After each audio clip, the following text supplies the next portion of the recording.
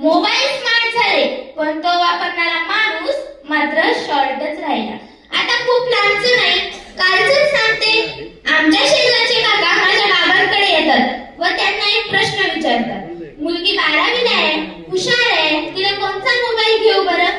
यावर माझे बाबा त्यांना उत्तर देतात, अहो तुम्ही ग्रंथालयात जाऊन तिला 2 पुस्तके घ्या, पण मोबाईल मात्र काही घेऊ नका। जर तू नाही हेही तुम्हाला कळणार नाही। हे ऐकून त्या काकांना बहुतेक राग आला असावा, पण माझ्या बाबांचं बोलणं माझ्या मनामध्ये कोरलं गेलं। आता पहा ना, आपल्या दिवसाची सुरुवात सुद्धा त्या मोबाईल फोनच्या अलार्मने होते।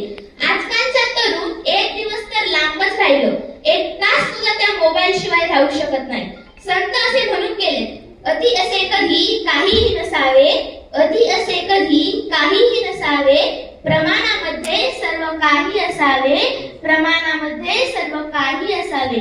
जर अशा योग्य पद्धतीने आपण मोबाईलचा वापर केला तर नक्कीच मोबाईल आपल्यासाठी फायद्याचा ठरतो।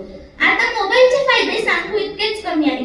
आता पहा ना, पूर्वीच्या काळी या गावातली बातमी त्या गावात पोहोचवायची असेल तर किती कष्ट करावे लागायचे, इथून चालत तिथपर्यंत जावं लागायचं। पण ते मोबाईल फोनमुळे आता एका मिनिटात शक्य झाले आहे। त्याचबरोबर शिक्षणाचं नाव घ्या, शिक्षणाचं नाव घेतलं की मोबाईलचं नाव सर्वप्रथम घेतलं जातं।